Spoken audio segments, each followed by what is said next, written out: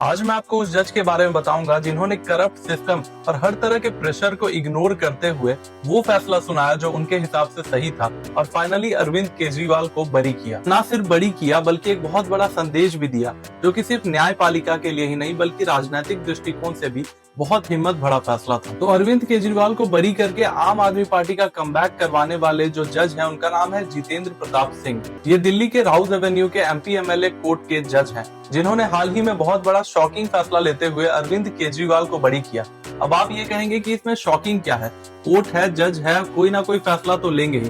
कभी किसी के पक्ष में हो सकता है या फिर किसी के विपक्ष में हो सकता है, लेकिन ऐसा नहीं है। वो इसलिए क्योंकि ये फैसला कोई फैसला नहीं है। बहुत सारे टीवी मीडिया न्यूज चैनल भी इसे ये कहकर चला रहे हैं कि कोर्ट की तरफ से फैसला आया, बल्कि ये एक ऑर्डर है। जजमेंट तक कोई भी मैटर तब पहुंचता है जब उसमें दम होता है, यानी किसी भी तरह के मजबूत सबूत या किसी तरह का कोई डॉक्यूमेंट जब पेश किया जाए।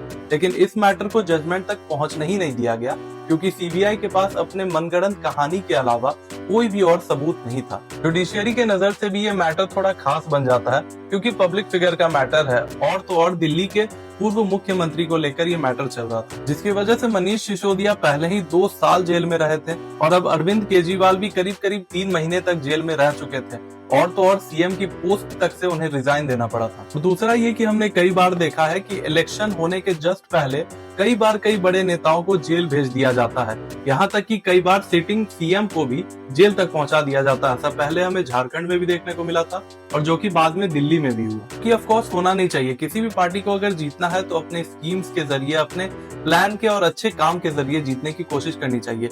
और दूसरी बात ये कि जब भी कोई अपोजिशन का लीडर, मान लीजिए आपकी कोई क्रिमिनल है भी और उसे जेल भेजा गया, तो चुनाव के तुरंत बाद, थोड़े दिनों बाद ही वो फिर वापस आ जाते हैं। तो वैसे में चाहे सरकार किसी भी पॉलिटिकल पार्टी की बन जाए, लेकिन सवाल यहाँ पर कोर्ट के ऊपर खड़े हो जाते हैं, जो कि बिल्कुल भी सही नहीं है। और अब आते हैं जज जितेंद्र प्रताप सिंह को लेकर। तो हाल ही में उन्होंने कोर्ट में भी सीबीआई को अरविंद केजरीवाल के मैटर में खूब लताड़ा, और यहाँ तक कि उन्होंने अपने टिप्पणी में भी राजनीतिक चालाकी की बात की कि बहुत सारे पार्टीज हैं वो इस तरह के नैरेटिव फैलाने की कोशिश करते हैं।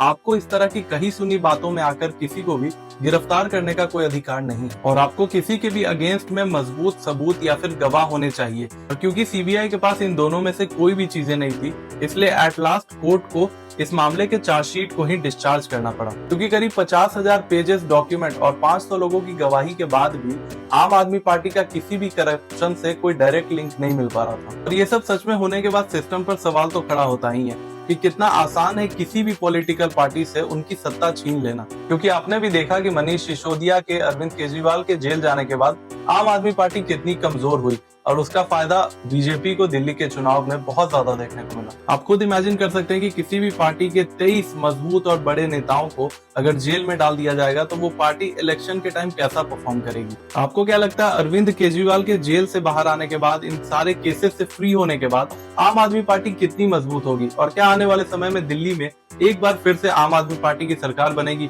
ये हमें कमेंट में जरूर बताइएगा। वीडियो अच्छा लगे तो वीडियो लाइक कर दीजिएगा और चैनल को सब्सक्राइब कर दीजिएगा। Thank you.